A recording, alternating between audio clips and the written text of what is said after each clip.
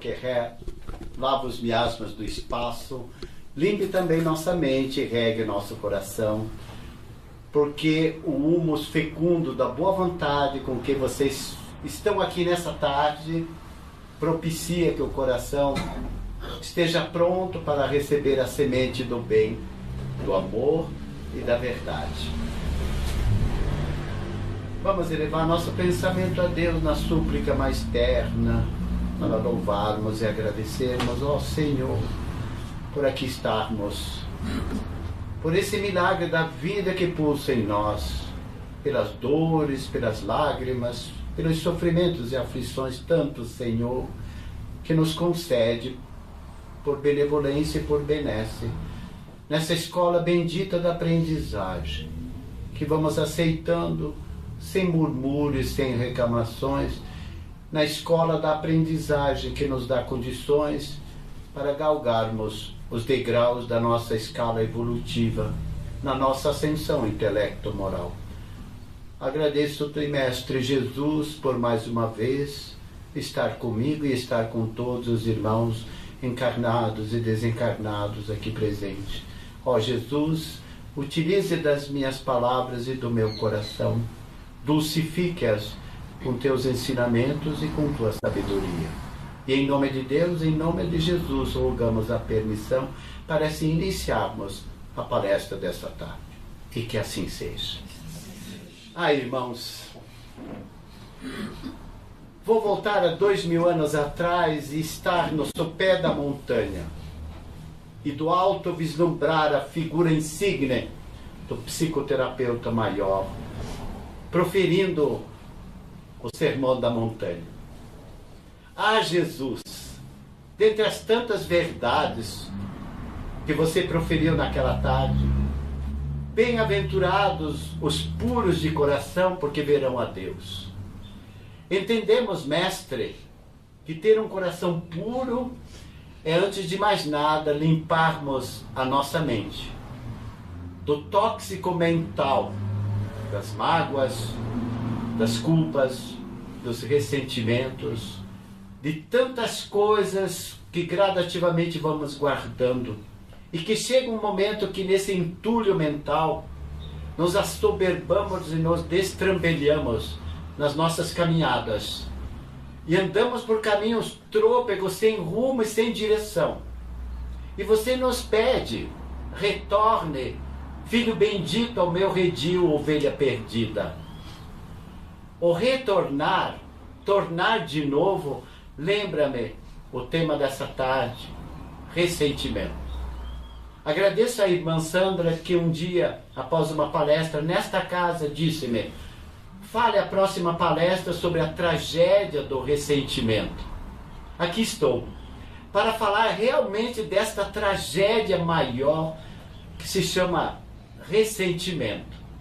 Se vamos olhar no dicionário, vamos encontrar, primeiro, que ressentido, a primeira acepção do dicionário para o adjetivo ressentido, é o fruto que começa a apodrecer. E do ressentido sai o ressentimento, que é o sentimento que retorna. Re é voltar. Concorda? Retroceder. Retroagir. Mesma coisa. Voltar a agir. Reagir.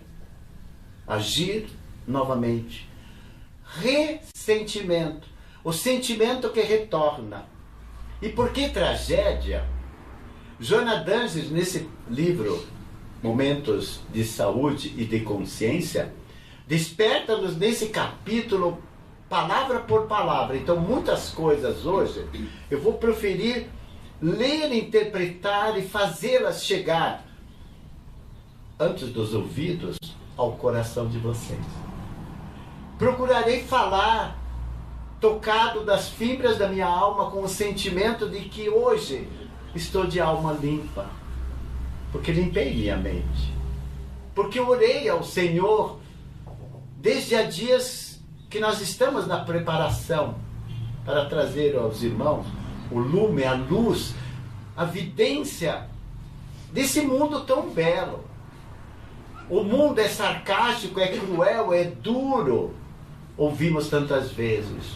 Eu acho que o mundo é maravilhoso. Nós, seres humanos, fragilizados pelas nossas imperfeições, é que o tornamos menos bom, menos acessível.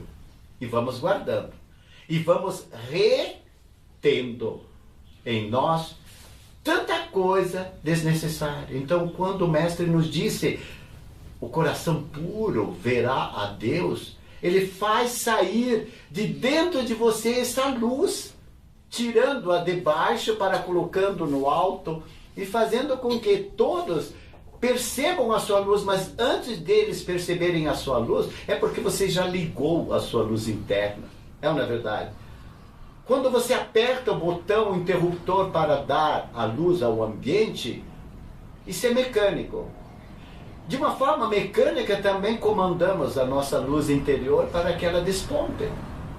Então nessa tarde, antes de começar a palestra, anotei algumas coisas que ressentimento é responsável por todas as tragédias, ou quase todas as tragédias do cotidiano. Esta frase não é minha, é da mentora. Se é responsável, é porque dentro de nós há um cabedal imenso, uma possibilidade infinita de guardarmos. E guardarmos o quê? Alguns são mais espertos, mais inteligentes, já sofreram tanto, já penaram tanto, na verdade, já viveram muito e procuram reter o que é bom, o que é agradável, o que é útil. E descartam tudo aquilo que é inútil, tal qual ofender-se, magoar-se, melindrar-se, por qualquer coisa, ofender-se. São os melindres, são os nome-toques, como se diz vulgarmente, são um olhar mal posto, mal dirigido, e que nós, já daquela posição de salvaguardar-se, vulgarmente dizem estar com o pé atrás, estão sempre predispostos e preconcebidos à reação, ao invés de agir de uma maneira beneplácita, complacente, mais cordial, mais amiga, mais fraterna. Porque afinal de contas, quando vamos aprender que colhemos o que semeamos? Quando vamos aprender que o que lançamos com o pensamento, lançamos, eu disse a palavra assim, lançamos porque o nosso pensamento tem força, e o pensamento comanda a nossa vida, e nós somos pensamento, há muito tempo já ouvimos isso, e quantas vezes com o simples pensar influenciamos todo o nosso entorno. Isso é grave. Mas ao mesmo tempo, ao contrário, se nós temos a força, o poder de pensarmos negativamente, de permitirmos, mais tarde vamos ver isso, de aceitarmos, nós vamos alimentando. E o que alimentamos passa a ser nosso. E sendo nosso, com o nosso modo de agir, fruto do nosso modo de pensar, e do modo de pensar fruto do modo de falar, ou vice-versa, nós vamos amealhando dentro de nós elementos que são nocivos. Então tudo isso torna possibilidades infinitas de guardarmos rancores, todas aquelas mágoas, os desabafos nossos e os desabafos dos outros. Talvez não nesta encarnação, mas na próxima. Gostaria de fazer psicologia para entender a alma humana. Como um professor nosso de mestrado que era pós-doutorado em inteligência artificial, disse-nos que foi fazer psicologia junto com os jovens, os adolescentes, para tentar entender a alma humana. E trabalhar com a inteligência artificial é, antes de mais nada, sentir, dizia ele, que o homem é a metáfora do homem. O homem é a própria comparação do que ele é, e não buscar nos outros. É interessante isso. E compreender a alma humana é o que a mentora espiritual e os mentores de luz o tempo todo nos demandam, nos concitam a essa aprendizagem. Pararmos de sermos mas tolos para despertarmos na consciência e termos uma saúde melhor.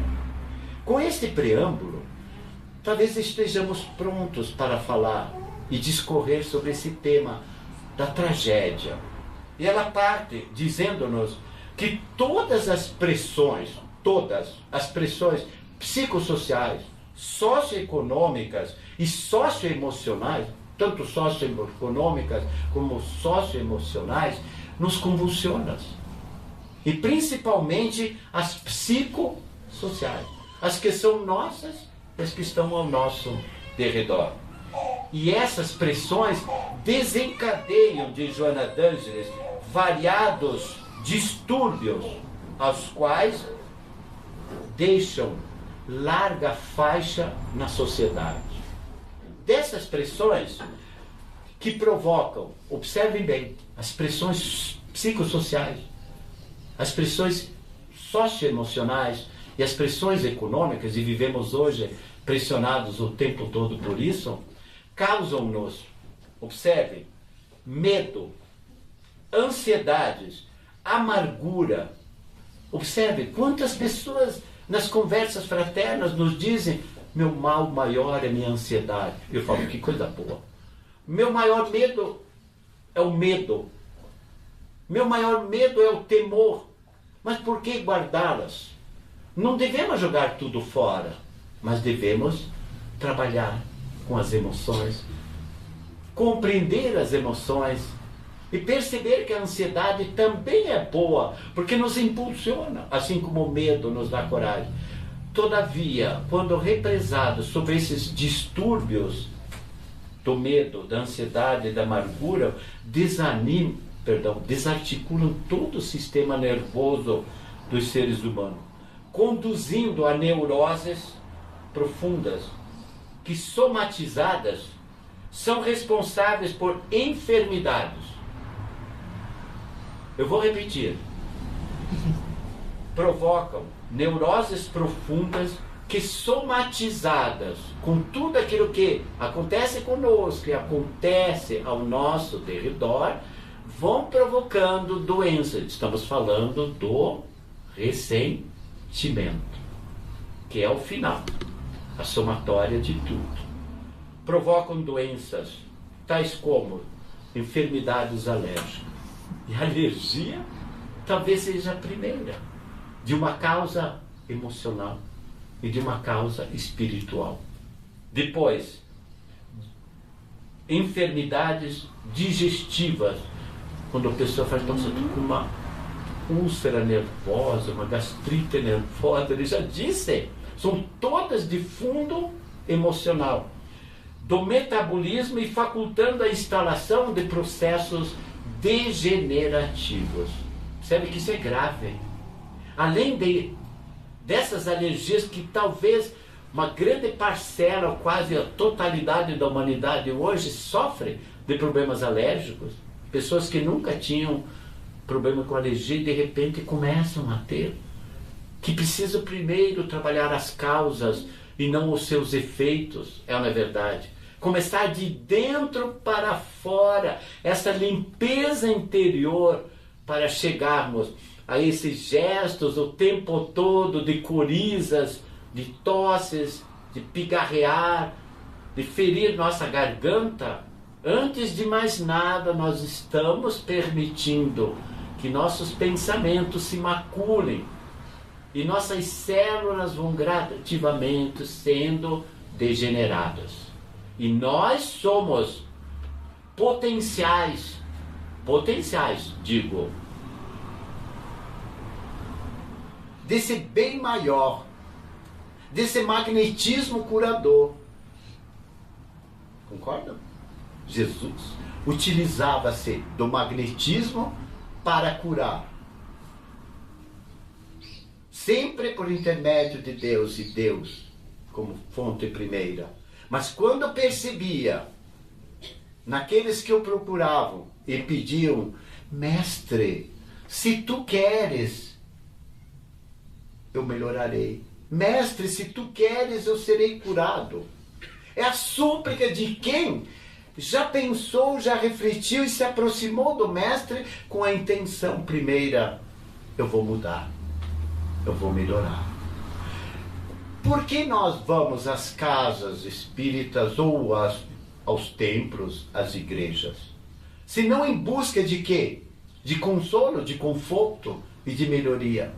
Mas dentro do nosso lar e no nosso interior, que erigimos o altar maior do bem, porque Deus está dentro de nós e podemos construir e devemos construir e somos capazes de construir nosso altar interior, que nos voltamos nesse mergulho introspectivo e dizemos: eu vou melhorar. Começa por mim e começa aqui e agora. Debelo definitivamente tudo aquilo que sobrevém ao meu entorno com o simples pensamento: é meu, eu aceito. Não é meu e não preciso, por que eu aceito? Tais quais as ofensas, as injúrias, os gritos, tantas coisas que acontecem e que nós aceitamos, é uma verdade. E vivemos sob essa junção das pressões e dizemos: mas por que, Senhor? E Jesus parece que volta sempre e diz: no mundo tereis tribulações, no mundo tereis aflições, no mundo tereis sofrimento. Mas depois parece que, como ele te dissesse assim de uma maneira muito afetuosa, ele não disse dessa forma, parece que ele dizia assim: calma, aquiete-se. Ele diz assim: eu venci o mundo. Quer dizer, testemunhou por ele mesmo, com todas as injunções externas, que era possível, e nos legou esse fator da própria cura. Então, nós temos esse magnetismo dentro de nós. Ela fala de dois elementos importantes logo a mais: os temperamentos frágeis, que sob essas pressões procuram realizar mecanismos de fuga, escapismos. Os jovens se atiram a quê? Já sabemos, é na verdade, as loucuras, a sexo desvairado, e não só jovens, como tantos adultos também, atiram-se aos esportes radicais. É bom? Com cuidado. Atiram-se às drogas, aos vícios, saem todas as sextas, todos os sábados, e afinal de contas o mundo é para viver, diz eles. E por isso mesmo depois caem na depressão, nessa tristeza, trazem para dentro dos lares esse mundo sacudido e convulsionado, e criaram, por ser temperamentos ainda frágeis, estados de fobias e estados depressivos. Fobias são todas quais nós já dissemos: é medo disso, medo daquilo, medo de altura, medo de lugares fechados, medo de convivência com as pessoas, medo de estar com as pessoas, e são misantropos, ou seja, não gostam das pessoas e dizem e fecham-se dentro do seu quarto e fecham as cortinas, não querem ver ninguém, e são rebeldes e são contestadores. É do dever deles, ou do direito deles, sim, mas do dever também de se fortalecerem, de pararem de serem eternamente temperamentos frágeis, suscetíveis a tudo isso. E nós só aprendemos muitas vezes depois dos 30, dos 40, e quiçá chegamos até os 60 para começarmos a entender o que é claro, o que é evidente em nós, ao nosso derredor. Por isso é sério. Muitos resíduos psicológicos. Lembre-se que eu falei da lixeira mental. Da lixeira mental e da lixeira do coração. E que é preciso limpá-la. Não só mandar para a lixeira, mas limpar também o que está na nossa mente. E Joana d'Ângeles diz de uma maneira muito fecunda e bela: muitos resíduos psicológicos se instalam desses temperamentos frágeis no campo emocional e no campo mental. E a maioria das nossas doenças são emocionais. E são mentais, concordam? Mentais porque nós pensamos.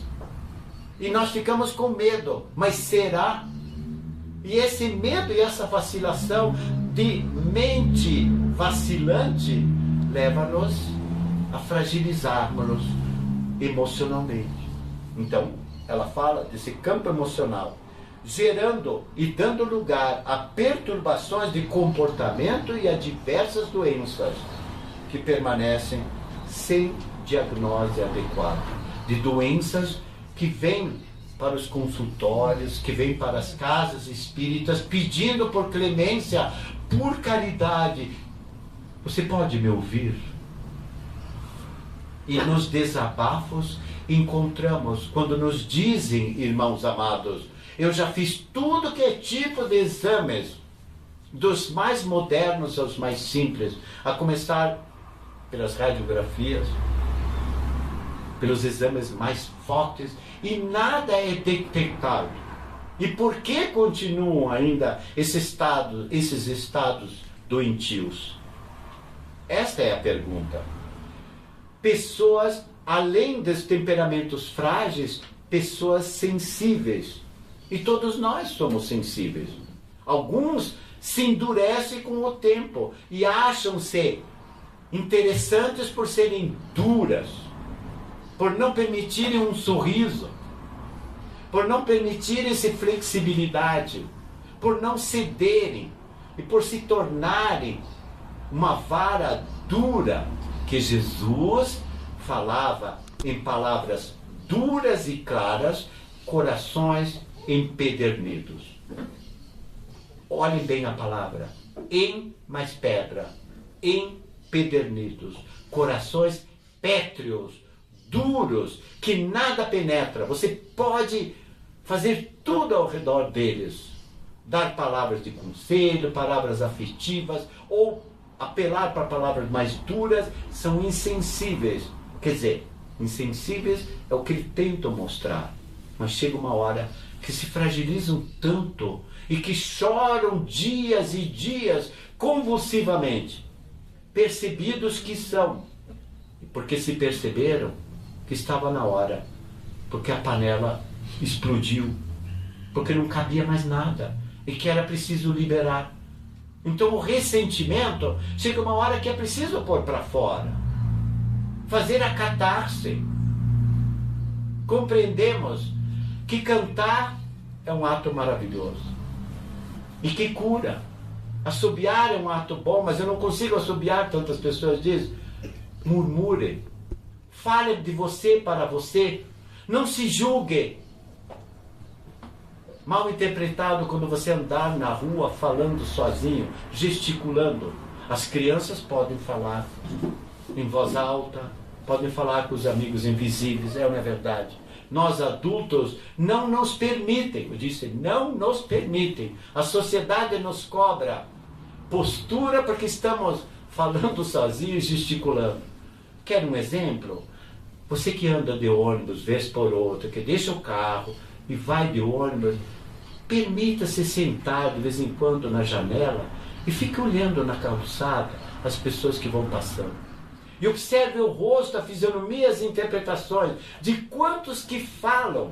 E você é capaz até de interpretar o que estão dizendo. E você pensa, mas que louco que está passando. Não! Bendiga a Deus que Ele está falando. Está expondo. Nós não somos ouvidos e ouvidos por amigos invisíveis, tais quais as crianças. Não temos ao nosso derredor os mentores, os espíritos de luz, ou aqueles outros que nós os atraímos, porque atraímos aquilo com quem nós nos afinizamos. Então, eu penso, vivi bastante já, Senhor, e peço ao Senhor que me conceda mais dezenas de anos para aprender mais. E uma primeira aprendizagem é dizer assim, mas por que eu estou pensando tanto sobre isso? Se essa coisa não é minha, se eu não mereço isso, então eu não me carrego de culpa, não me carrego de ressentimento, as mágoas que me fizeram, as dores que me provocaram, eu vou lançar fora, vou me liberar, A liberação é salutar, é o desabafo. Quantas pessoas, meus amados irmãos, gastariam fortunas para encontrar um psicoterapeuta poderosíssimo e que numa sessão fosse capaz de dizer: levanta-te, tome de tua cruz e ande, e não tornes a errar, para que mal maior não te aconteça. Querem um psicoterapeuta maior chamado Jesus? Clínica da alma que nada cobra, 24 horas por dia, atendimento a qualquer hora do dia e da noite. Volto a repetir, ninguém te condenou, então eu também não te condeno. Levanta-te, vá. Observem as palavras incitantes do Mestre e benevolentes ao mesmo tempo para dizer: tome de sua cruz. Não é da minha cruz, de todas aquelas coisas que te imputam e que te fazem sofrer. Será que são suas? Abra um parágrafo de Joana d'Ângeles a esse respeito. Os indivíduos de Joana d'Ângeles que te foram cruéis, quais indivíduos? Familiares, conhecidos, mestres, na infância e durante a vida. Repitamos: indivíduos que te foram cruéis, familiares, conhecidos, mestres, professores, quer na infância e durante a vida, não tinham nem dimensão do que fizeram ou estão a fazer. Nem sequer se aperceberam dos seus desmandos e incoerências em relação a ti.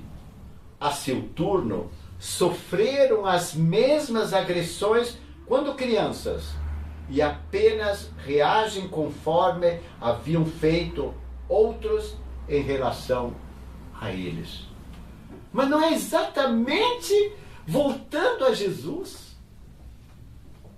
Tome de sua cruz, mas perdoe. Mas, mestre, quantas vezes diz Pedro, que talvez era um apóstolo, vamos dizer assim, mais explosivo, era um coração grandioso, falava o que queria, de vez por outro falava até demais, daí Jesus dava uma sofreada nele: Simão, Simão. Mas uma hora ele disse assim: sobre ti edificarei a minha igreja, e doravante tu serás pescador de almas. E o próprio Pedro, conhecedor do Mestre, porque estava sempre com ele, um dia quando diz assim: um dentre vós vai me negar. Imagine que Jesus olhasse para nós nesse instante e nos dissesse assim, olhando-nos olho no olho: um dentre vós, não estou falando nem de homens nem de mulheres, um dentre vós hoje vai me negar. Mas não uma, 3 vezes. Incontinente ou mais expansivo: por acaso serei eu, mestre? Jesus lhe respondeu: não. Jesus mais adiante disse assim: Pedro, embainhe tua espada, porque ele havia cortado a orelha de um soldado. E Jesus tornou a recolocar e a curar. Observem a psicoterapia. Mas um dia Pedro lhe perguntou: mas mestre, quantas vezes deverei perdoar? Todos já sabem, né? 7 vezes? Não, Simão. São 7 vezes 7. É isso? Não. São 70 vezes 7. Todos nós sabemos matemática, 490 vezes. É por demais, Senhor. Então na primeira já perdoou. Vou me desanuviar. Vou fazer que nem Pedro, ser expansivo. Vou embainhar minha espada e dizer: pronto, agora vou compreender. Mas é uma verdade. Então estes, eu grifei, nem sequer se aperceberam dos seus desmandos e incoerência em relação a ti. Ou seja, eles fazem o que já receberam. Tentam projetar nos outros o que já também foram vítimas. Todavia, meus amados irmãos, tomemos cuidado, acautelemo-nos para não sermos vitimizados o tempo todo. Ou seja, aquela vítima constante, vítima de tudo, porque não gostam de mim, porque não me olham, não me reconhecem, não me dão valor, não me, eu vou ao centro, e etc. E o nosso orgulho ferido. E a nossa vaidade, que por qualquer coisa se fere. Ali Joana nos pede duas coisas com relação a esses irmãos. Primeiro, compreendê-los. Tentar compreendê-los. Mas, Senhor, como é que vou compreender o outro se eu estou assoberbado de pesos, de culpas, de mágoas e de ofensas? Como vou percebê-los? Como vou compreendê-los? Primeiro, é o nosso mergulho no nosso coração. Iniciamos a palestra dessa tarde falando da bem-aventurança, que talvez seja maior. Bem-aventurados os puros de coração, porque antes de terem o coração puro, trabalharam com a mente limpa. E a mente limpa é nos sintonizarmos com o bem, com o amor. Mas você me olha e você me diz, mas é difícil eu estar 24 horas por dia sintonizado, porque eu sou humano e eu preciso me concentrar também no meu trabalho, nos meus afazeres. Mas onde está escrito que você tem que estar 24 horas por dia? Um dia nós chegaremos a essa conciliação e a essa sintonia, porque o Cristo nos espelhou o tempo todo, porque vivia permanentemente em comunhão com o Pai. Daqueles e com quem nós vivemos e com os quais compartilhamos a nossa vida, e nós são caros, e nós são queridos, nós são afetivos. Quantas vezes você pensa por dia? Muitas vezes, não é verdade? Porque nos são caros, porque nos agradam, nos dão condições de estar bem. É dessa forma que nós vamos estabelecer a sintonia com o mundo maior. Ouso mais dizer, meus amados irmãos, que essa sintonia é fruto de treino. E o treinar é treinar quando nós estamos bem. É treinar no momento em que nós estamos alegres e felizes, quando dizemos, ai Senhor, por que essa alegria não continua? Por que essas férias não duram 11 meses, e invertem um mês de trabalho e 11 meses de férias? Porque o céu está esplendente. Queridos, o mundo não é feito de férias. Eu estou falando do mundo espiritual, onde o espírito não para, onde o pensamento não para, onde o tempo todo nós estamos em treinamento. E volto a reiterar, treinem momentos de oração, momentos de liberação, momentos de cura quando você estiver bem. Quando? Por exemplo, agora, mesmo que a dor esteja lá te ferindo algum ponto do organismo, você canalize com o seu pensamento no magnetismo maior da força que emana do Mestre e diz, o menestrel não está aqui hoje. Cura-me, Senhor, das minhas feridas. Cura-me, Senhor, das minhas dores. Cura-me aqui, cura-me ali. Cure-me onde eu estiver. Ó Senhor, você tem esse poder de assim conversar com Jesus. Aliás, como você conversa com Jesus? Distante? Ou conversa com o Mestre, que é seu psicoterapeuta, olhando nos olhos dele, você se olhando no espelho e vendo a imagem do Cristo severa? Não. Reverenciei quase meio século. A cruz com o Cristo pregado. E a doutrina espírita me fez compreender que nós devemos tirar o Cristo da cruz. E que não devemos, sobretudo, colocar novamente o Cristo na cruz. Aí eu compreendi e me esclareci. Que não é colocando os irmãos na cruz que eu vou ser feliz. Que são esses que a Joana d'Ângeles pede para você compreendê-los.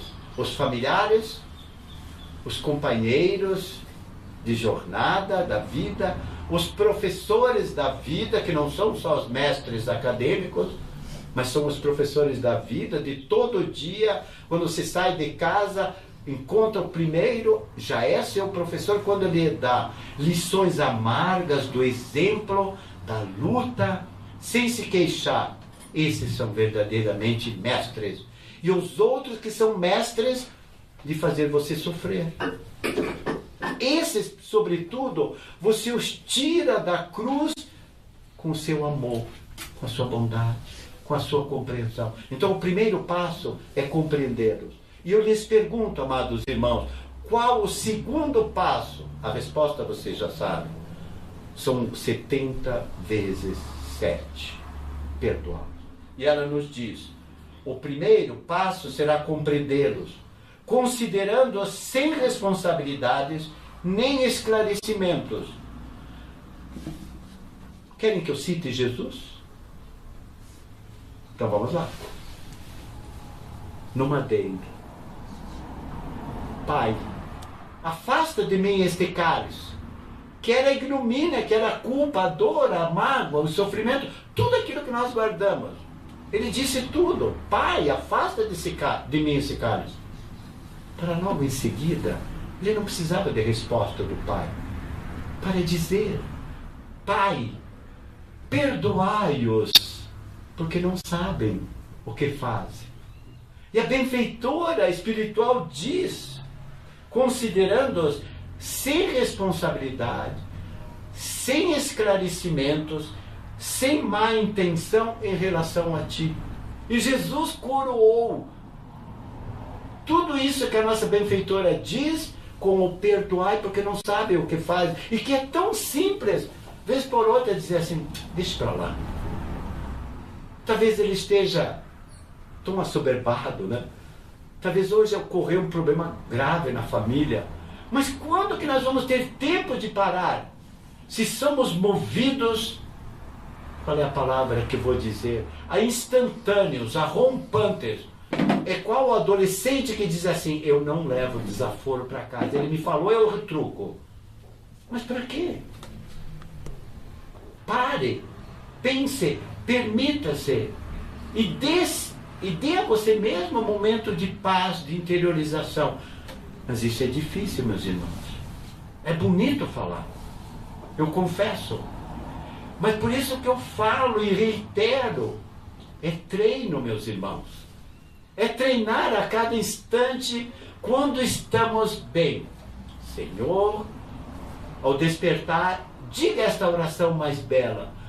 Abençoe, Pai, a todos aqueles que neste dia pensarem em mim, pronunciarem meu nome, se referirem a mim, cruzarem meu caminho, olharem para mim, ou me abraçarem, me beijarem, me tocarem, ou me ignorarem.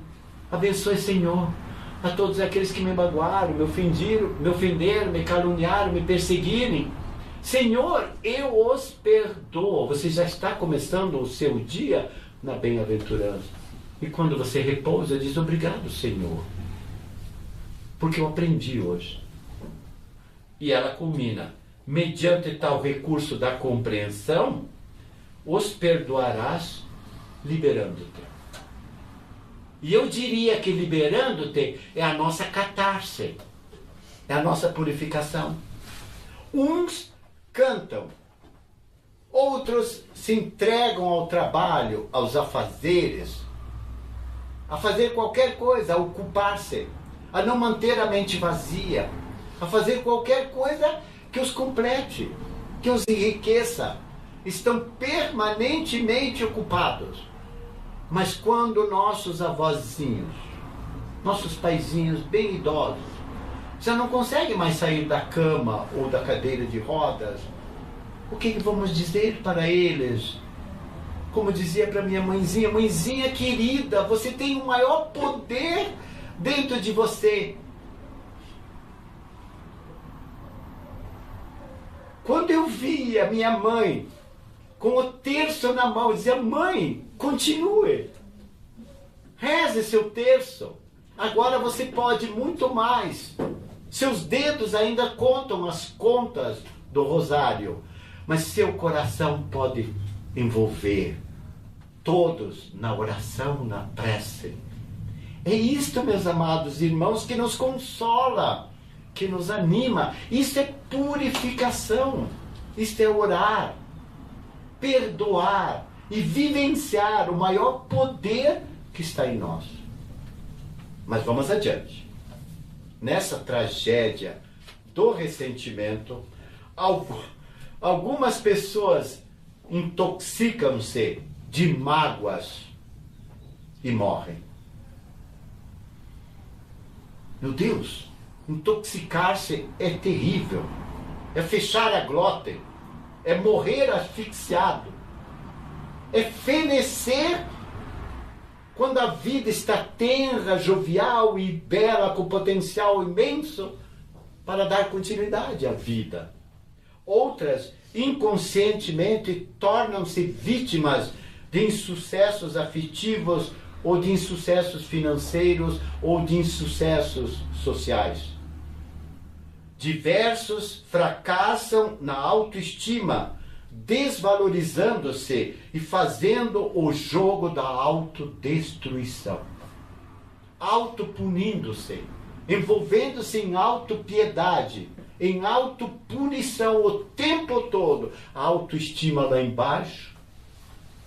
Então eles dizem: eu não presto, eu não valho, eu não sou ninguém, ninguém me olha, ninguém me considera. É preciso tirá-los, meus irmãos, desse lodaçal. Diria mais, é um poço cavado imenso de paredes lisas, que quem está lá embaixo não consegue, por mais que tente tatear aquelas paredes, ele não consegue se fixar.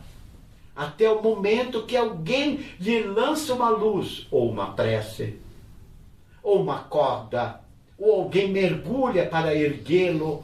Tudo isso é a salvaguarda e a cura de quem estão já chafurdados nessa autoestima tão depreciativa e tão lá embaixo. O ressentimento é tóxico, que mata aquele que o carrega. Então eu pergunto: para que guardar?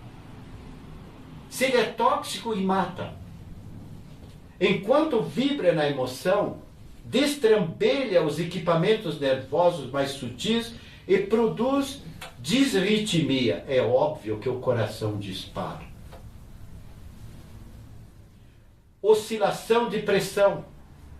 Meu Deus, pressão sempre 12/8, 11/7, de repente 17, ou as duas se encostam, lá em cima ou lá embaixo.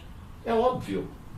E mais, disfunções cardíacas, disfunções digestivas, enfim, tudo aquilo que é psicossomático, nós carregamos e que nós somos. Eu pontuei uma frase que talvez seja um slogan para essa tarde: não vale a pena deixar-se envenenar pelo ressentimento. Não vale a pena. Mas afinal de contas, tudo isso que nós carregamos sob o nome de mágoas, ressentimentos, melindres, desaforos e quaisquer outras denominações, enfim, vamos nos liberar. Há pessoas também que estão permanentemente ressentidas e não se dão conta. Porque são pessoas alegres, mostram alegria, mostram jovialidade no rosto, nas atitudes, enfim, são pessoas vivazes, afetuosas, mas lá por dentro há um vulcão imenso de coisas guardadas. E não admitem que alguém lhe diz: você tem tudo isso. E eu?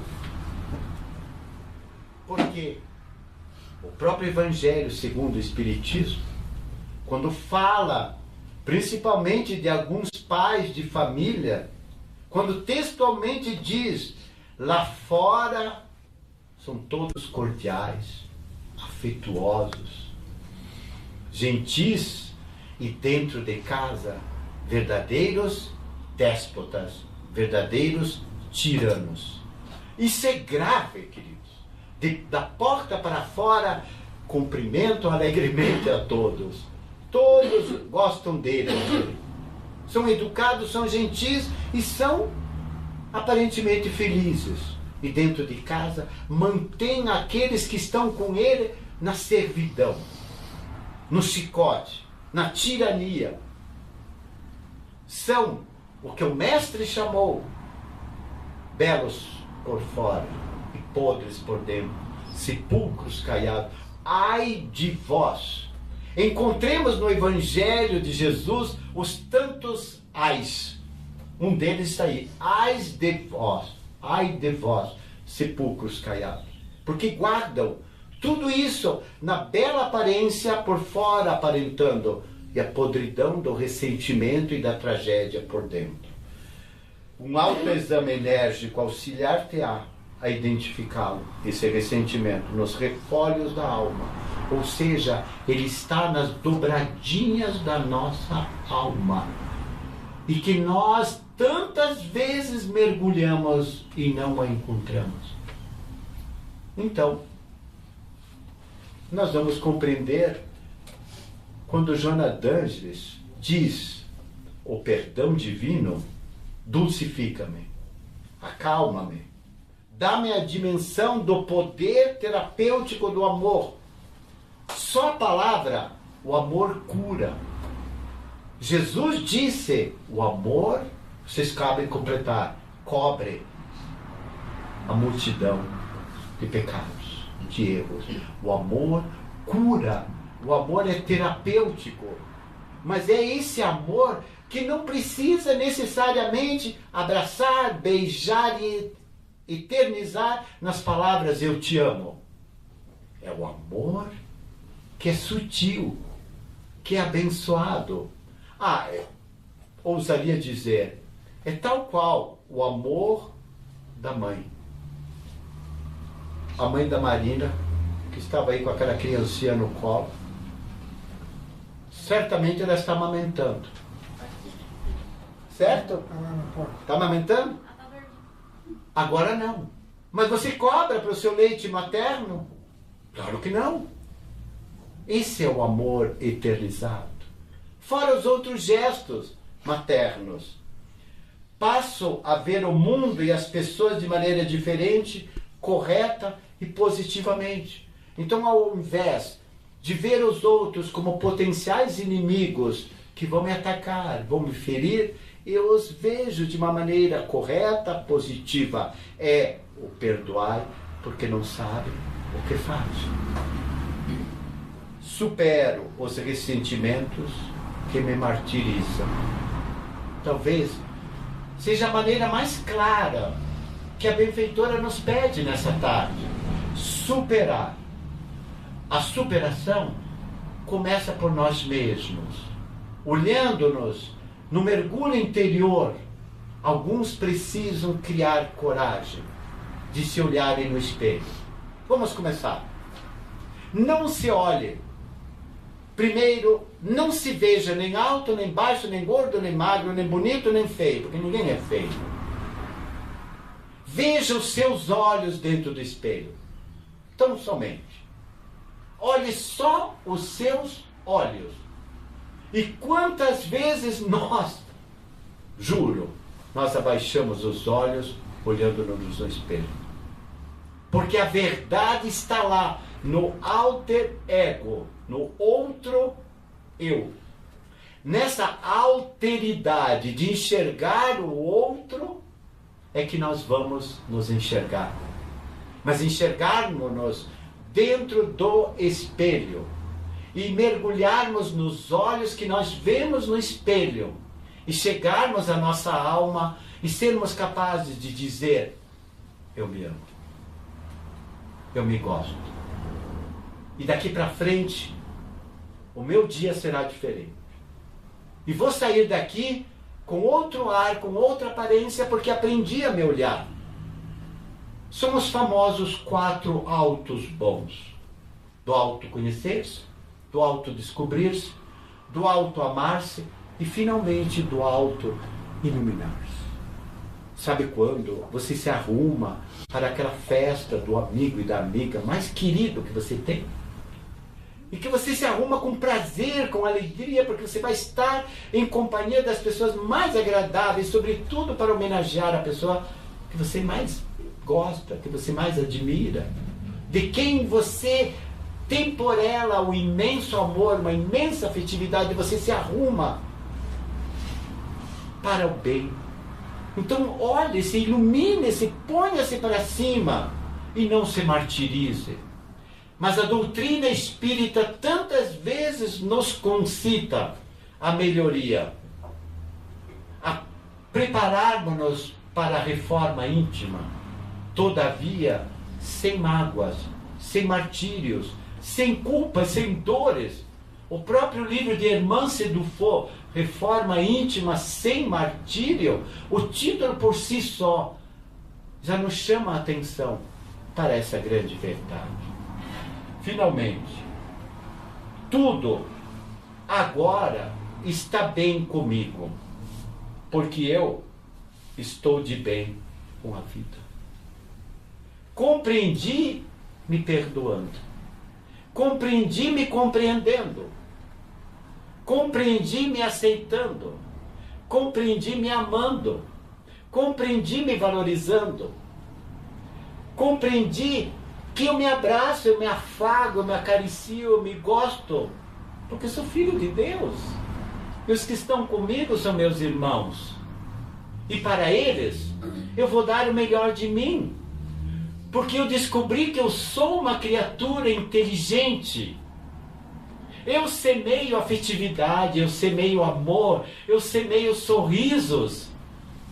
Porque esses eu colherei. Na semeadura farta, espalhada a mãos cheias do bem, do amor, dos sorrisos, da afetividade, do acolhimento, será minha semeadura que fatalmente colherei. O inverso, infelizmente, também passa e é verdadeiro. Todavia, amados irmãos, olho para o Mestre e tomo a coragem, ergo-me e vou lembrar-me do Mestre. E não tornes a errar, para que mal maior não venha a lhe acontecer. Hoje, Senhor, eu descobri que o mal maior é quando eu guardo na minha alma, nos refolhos da minha alma, as mágoas, as dores, os ressentimentos, as culpas. Os lugares dos refolhos da minha alma são as amizades, são o amor, é o bem-querer, é o compartilhar sorrisos de ternura e de afetividade. Que nessa tarde, nesta vida, Senhor, eu seja semente do bem, que eu seja um sol nos momentos das trevas, e que vez por outra em que eu serei vendavais, alguém abrirá uma nesga do sol para que a luz do amor ressurja da minha alma. Que Deus nos abençoe, amados irmãos. Liberte-se e alce o voo da felicidade, do bem e do amor. Em nome de Deus e com as bênçãos de Jesus. E que assim seja.